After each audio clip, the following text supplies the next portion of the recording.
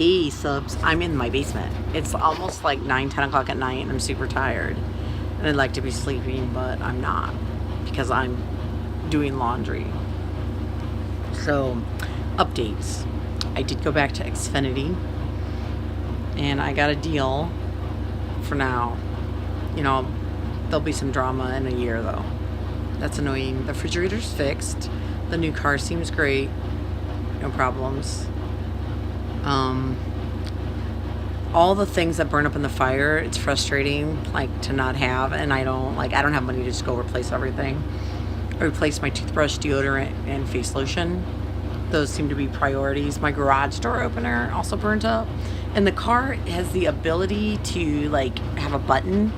I don't know if the garage door opener actually does, but the car does, and so I need to register the car with Subaru.com, and it's not like acknowledging the VIN number, so I gotta call them Monday or whatever.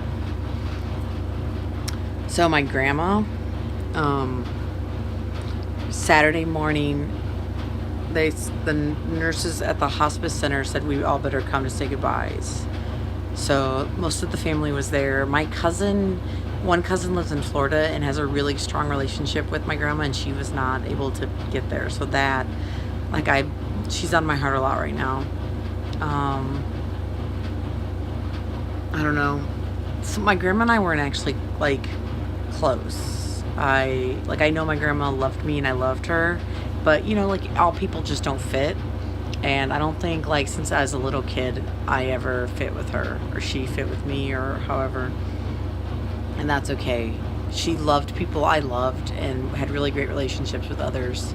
Like, my sister and her had a really nice relationship too, and so that's beautiful. She's 87. Cancer kind of destroyed her. The end was a little weird with the hospice. Like, the family feels like hospice killed her because she was actually completely, like, alert and oriented before she went to hospice, and then all of a sudden she goes to hospice. They put so much morphine in her, she's, like, out until she dies. So it was peculiar. I didn't see her before she went to hospice, but everyone's like, she was up and walking around. She was talking, signing checks, like, doing stuff. And then, so I don't know. I wasn't there. I don't understand all the conversations, but it's weird. What sucks even more, though, is the funeral is Saturday, and I have finals, and so I'm missing the funeral. I don't like that at all. When I first found out, like, I felt hurt and a little angry, like, not rage angry, just like angry. But it is what it is. I'm not the only person, and the other people were closer to her, and of course the weekend would work for them. So I won't be there. My son wants to be there, but nobody wants to give him a ride. So again, like, just to be frank, like, I feel like this family has treated me like shit my whole life, and now they're treating my kid like shit, which, I mean, they really have treated him like shit too. Like, my dad's side of the family, I'm sure there's lots of great things I could say about them, and hopefully in the end someone will be willing to give him a fucking ride. But I called 3 people in my family to ask if they could give him a ride. They're gonna, like, go through her stuff and do the funeral, and they all said they couldn't, and had these, like, whatever. So it sucks to not matter to your family, and like, really, I don't. It's weird because I have, like, amazing people in my life that I love and cherish and respect, that I know love and cherish me, and I love myself. So it's weird to be in a family that, like, devalues me so significantly, and has, like, always, so that's weird. So there's some family drama for you subs. I'm trying to turn the volume down. I've had, like, the roughest 2 weeks.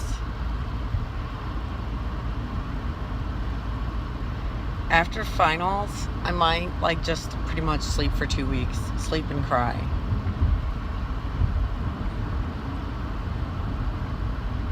So, 2 weeks ago, Tuesday, exactly 2 weeks ago, while on spring break with my sweet little guy, I find out the dude that I'd been seeing, not for 9 months, was cheating on me the whole time. And what is the worst is that I actually thought, like, no dude has ever loved me like that man. And so I got played. Then my car catches fire and that's destroyed. And there's lots of complicated things to deal with when your car catches on fire, and all, like, you're on spring break, so tons of your stuff is in it. And so, like, I just keep realizing, like, I get places and I'm like, oh shoot, I don't have this anymore. Oh, this is burned too. Like, oh, like, I no longer own makeup, and on and on. Like, there's just chargers burned, earbuds all gone, clothing, shoes, like personal hygiene stuff, because I had out like my bag. I had this awesome bag my friend Suzanne gave me to carry, all gone, just gone. And like, I'll go somewhere to need something and then realize, like, oh, that got burned in the fire too. Oh, that got burned in the fire too. Saturday my grandma passed, and like, that's complicated. Yesterday my tooth breaks, and it's nasty, and it's like one of the front teeth-ish, like not the front, but close to the front, like just breaks off, and it's nasty looking, like it's gross. And did I mention I have finals to study for? And so like, I'm negotiating with insurance and buying a new car, and like still dealing with Wi-Fi at my house, and I had to get the refrigerator repaired because the door broke, and I don't have half my shit. And so yesterday my tooth breaks, and I realized, like, oh yeah, I don't have insurance right now because I don't work. And when I tried to sign up for insurance with the state, they said I make too much money.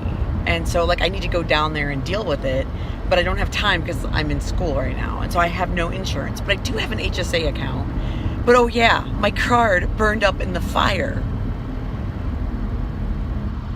So like, I'm also handling stuff. Like, I went to the bank, I took out money out of the HSA account. I went to the dentist today. I found out I actually need a root canal and a crown. Like, I barely even get cavities. Although maybe the dentist I've been going to my whole life isn't actually a very good dentist and hasn't been taking care of my teeth well. Yesterday, I cried from Kalamazoo to Elkhart. That's an hour, pretty much, of crying in between making phone calls and taking care of business. Because, like, all these different Wi-Fi things I'm trying, when I return it, I have to, like, negotiate money stuff to get my money back. Okay, so anytime anything bad happens, there's also just piles of good wrapped up in it. And so, like, again, I am reminded about the amazingness of my friends. Like, the support and love is just unreal. And the amount of friends. So I, like, even amongst all this, like, is this real? Is this, like, could anything else happen? I'm reminded about, like, just how blessed I am in life, because all of this stuff, my grandma's passing is big, but the rest of it, just little. It's just little stuff. And the big stuff that matters, like friendships and love, like, that I'm steeped in. My son, amazing, like, stable, loving, helpful, like, giving me no problems at all. So, even though I've got some struggles in front of me right now, or some challenges, I also am at the same time crazy blessed. And so this too shall pass.